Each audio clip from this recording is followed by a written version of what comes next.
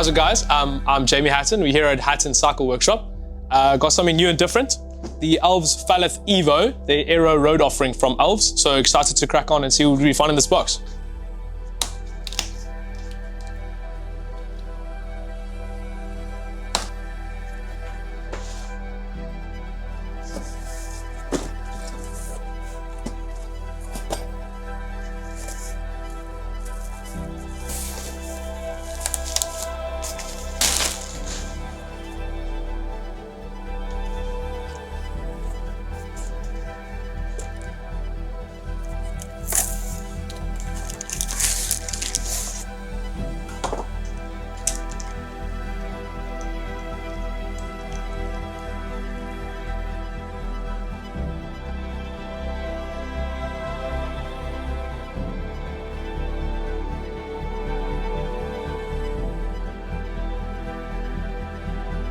So just fitting the DR2 battery into the seat post here, making sure it doesn't rattle around or fall out.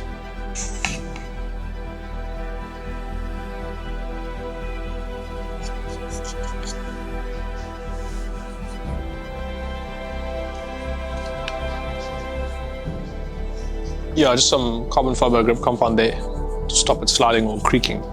Pretty good, it's super tidy. Inside looks legit.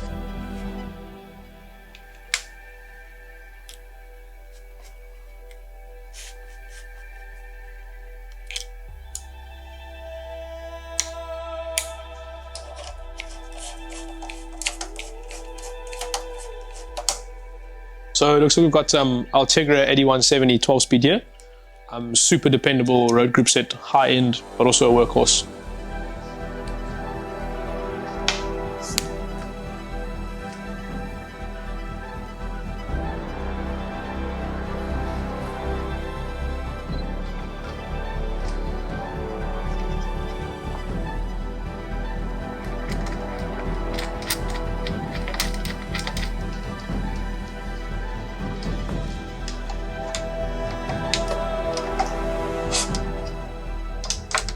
Another interesting note, the frame and fork are actually UCI approved as well, which is a nice little extra. It's all the frame accessories and hardware and stuff that comes with the bike. It's always useful. Just got your Garmin mount, stuff for that integrated bar and stem, Garmin, lights, Wahoo, whatever your choice is. Full headset there. I think there's a spare hanger somewhere in here. All the good stuff. With and ceramic bottom brackets. It's a nice bonus. The DR2 battery in place within the seat post.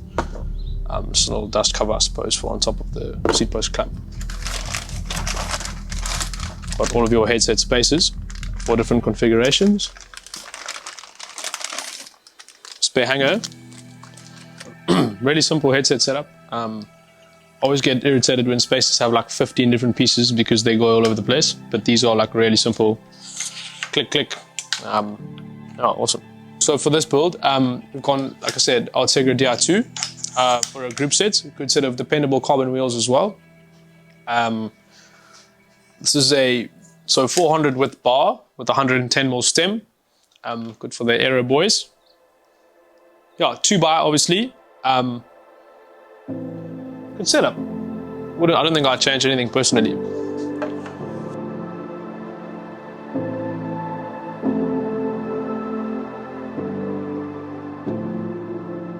I'll go like from start to finish recommending what do you want? What are you trying to achieve? What is the budget like? And we start there. Kind of just like work our way through that. Often it'll be a guy that's kind of gone halfway with Kevin and put together what he wants to achieve out of the build and a group set and set up and what he wants. And then I kind of finish it off. Or it could be like someone who's got a whole lot of secondhand stuff on Bike Hub. And it's me showing them how it's all going to go together and what missing bits need to be added. Mostly what missing bits need to be added and how to go from there. Just remember, if you are building one of these bikes yourself, you do need to cut the steerer. So just keep that in mind. I use obviously a cutting guide and the right tools, the correct hacksaw blade. So just something to remember.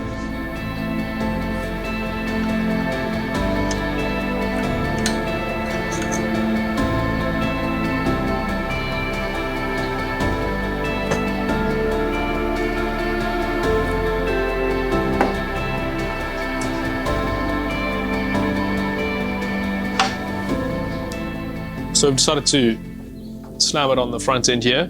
It fits in nicely with the geometry of the frame, so it looks nice and flush, super tidy. Also, obviously, sort of bike fit is a very individual thing.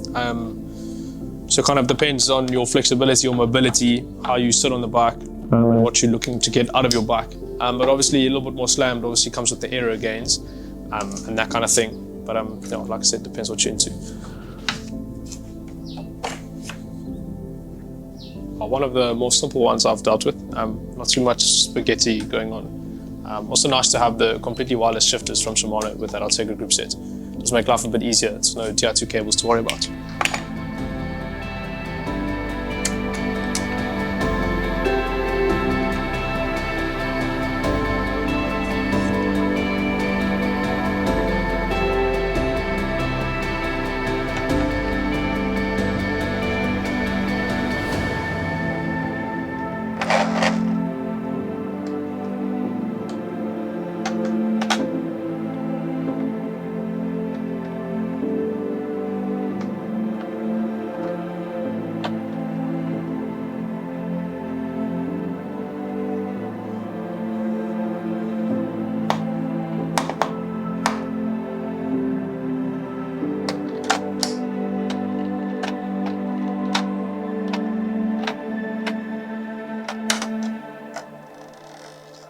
Yeah, a lot of it comes down to whether the manufacturer can get their tolerances right or not.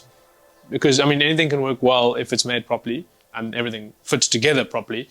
But if your tolerances and stuff are wrong, then you can't make anything work well. It'll never be square properly. Can't make anything spin fast enough.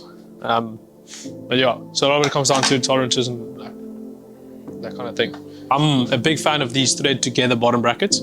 Obviously with a press fit situation, you've got two different cups that press in from either side. And if one of them is skew or, like I said, QC and that kind of thing, if there's tolerances that are out, you don't get the correct, like things don't line up and it's just a bit of a disaster. Whereas in like a thread together application, these two cups thread together and sit in the frame, it's flush. Everything is just much more stable and like creates a good surface there.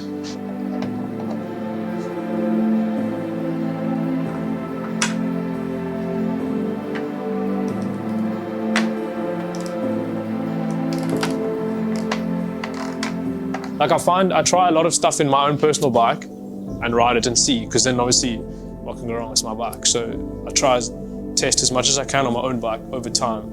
And it's nice to like through seasons, try something, look at it in like 6 months time, see if it worked, if it was bad. It's always cool to like see what other guys try and what they say works. Because I mean, anything goes really, like obviously there's guidelines to follow, but anything's possible. Like, and if you've got something that works better, always open to trying it, like, yeah.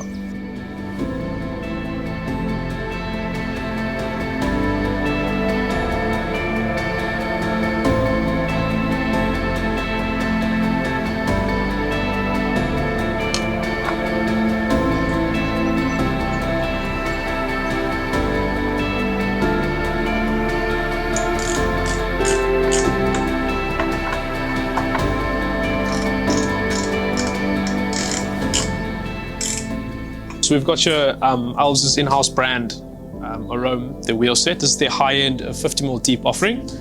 So let's crack it up and see what we've got here.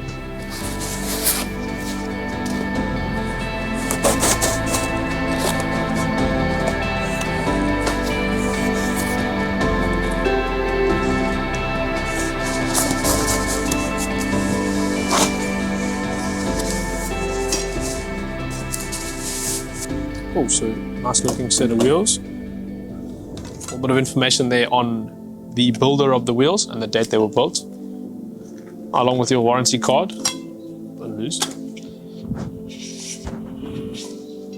Awesome, stunning carbon look.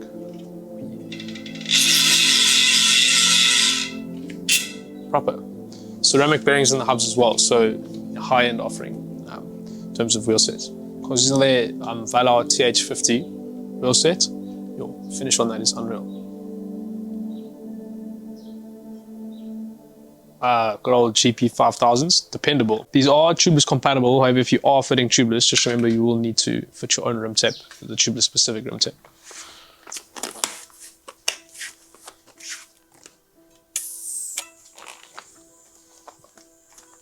So I'll take a 12-speed, 1130 paired with 5236 rings up front. So more than enough for most applications.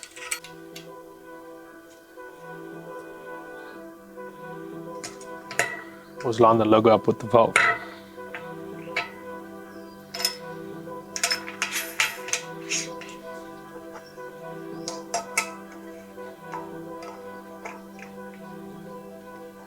Also just getting ready to bleed the brake now.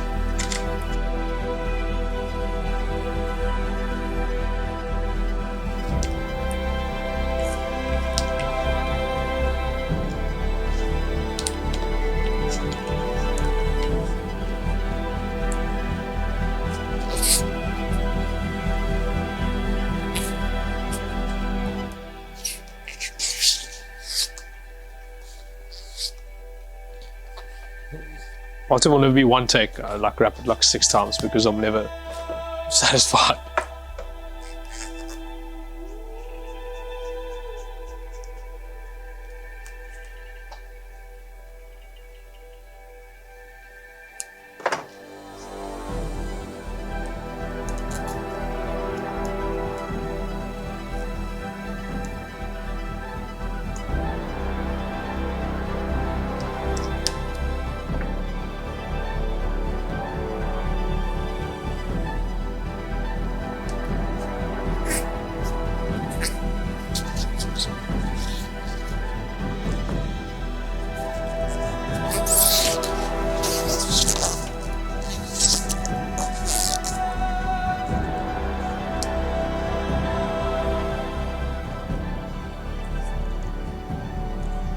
I charge a bike build out at 6 hours, which is maybe a bit excessive time-wise, but it just gives you an idea of the scale and how long it actually takes to do something kind of to the OCD perfection that I would hope it comes out as at the end. Yeah, there's always something, like, whether it be like something's the wrong size or you're waiting for something, or, yeah, it's very seldom that it's kind of like put the pots on, done.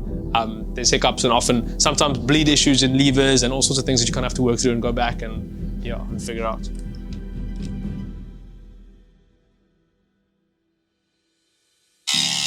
Yeah, this thing is too loud.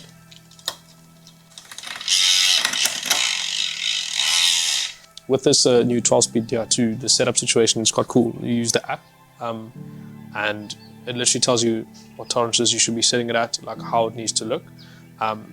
Now basically go until it's rubbing, and then back a few, because I mean 0 to 0.5 is a pretty tiny gap. So you can set everything appropriately, and it runs you through the process. So obviously the next gear it'll go into, start, almost there. So now obviously that's rubbing.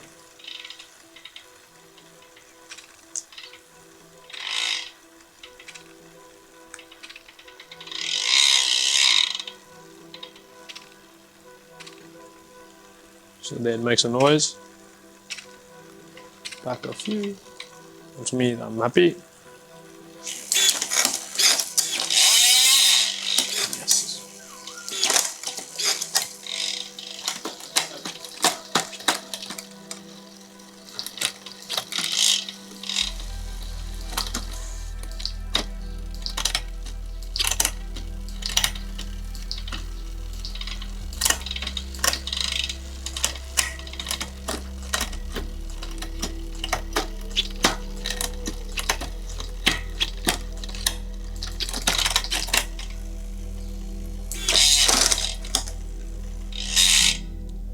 I'm just using some isopropyl alcohol to get all of the fingerprints and grease marks and that kind of thing off the bike, so it looks nice and clean. For like matte bikes and raw carbon bikes, it's like isopropyl alcohol is probably the best thing, just to wipe all of the, like degrease it properly and make it look clean. That's kind of what I do before it goes back to the customer.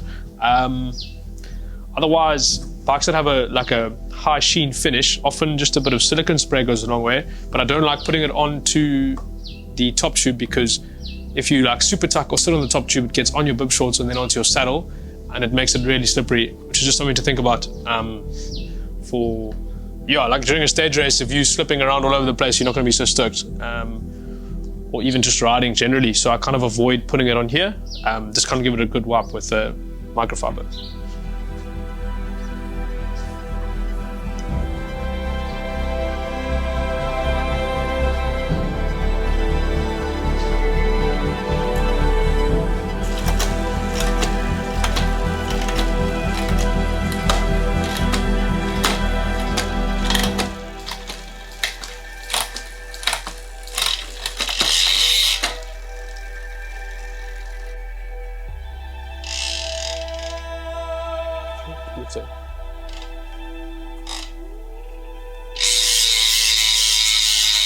So here we've got the Falath EVO, which is the aero road offering from Elves, the brand, and then the in-house wheel bar and stem for finishing kit. So the Valor 50mm deep wheels, obviously their own seat posts, and quite a cool 3D printed saddle from Elves themselves as well. So really good looking. Obviously haven't tested anything yet, but like looks really tidy. Really cool carbon weave on the wheels. Looks like the paint is also not too thick, because I can see a bit of a carbon like underlay there. Yeah, really sleek looking, that all black look, super tidy. Also, I've aligned myself with quite a niche titanium brand that's like super high on attention to detail and about experience, and a bike, like a forever bike. And I'm quite big on that. I mean, I only got a carbon bike for the first time less than 6 months ago. So I'm quite anti open mold Eastern carbon setups, but impressed so far, like a lot tidier than I expected, goes together a lot easier than I expected. Yeah, pretty legit, like a good finishing kit, the build kit's good, like high quality components. So yeah, I mean, happy, nothing really to complain about. Everything comes in the box, I mean, included with a ceramic bottom bracket, which is a big plus, like not many brands will get you that. Everything came in the box that I needed. I didn't really have to outsource anything weird. So we've gone with a full Ultegra 12-speed build here. Like really dependable group set, is the workhorse and one away kind of from their super high Endura Ace. So a really good offering. We've gone 160mm rotors front and rear. Definitely agree with that. Stopping power paramount. Less wear, lasts longer, better heat dissipation, all that good stuff.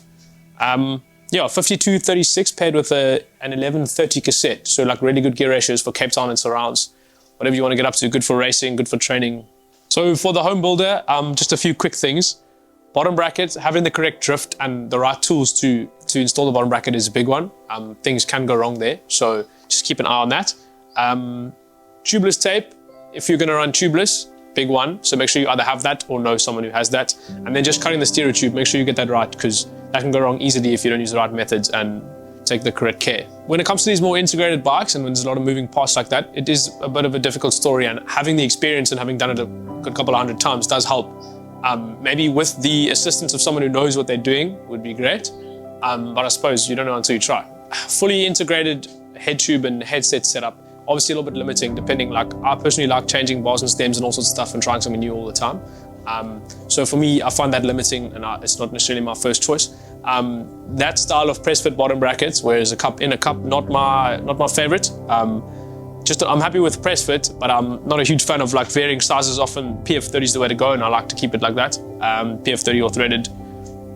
Otherwise, nothing really to report. So someone who's looking for a little bit more of an aero bike and something with a bit of like a racing edge to it.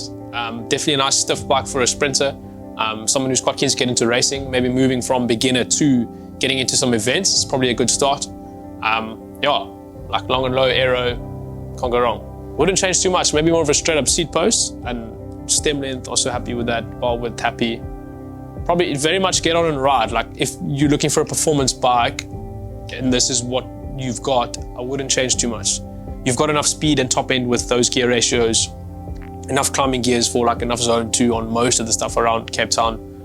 Some good deep wheels. Maybe in the windy season, something a bit shallow is better, as you've got that quite an aero profile on the bike. But otherwise, I don't think I'd change too much more than that. There's definitely a gap for something slightly higher end than a Titan that's got a bit of thought and passion put into the process of designing and building the bikes, but also at a price point that's not ridiculous. Like, not everyone can afford an S-Works. And someone would like a high performance bike at a fraction of the cost, and this is a really, really good place to start. Also, we've built it, we've scrutinized it. Now time for the ultimate test. Got to get it on the scale.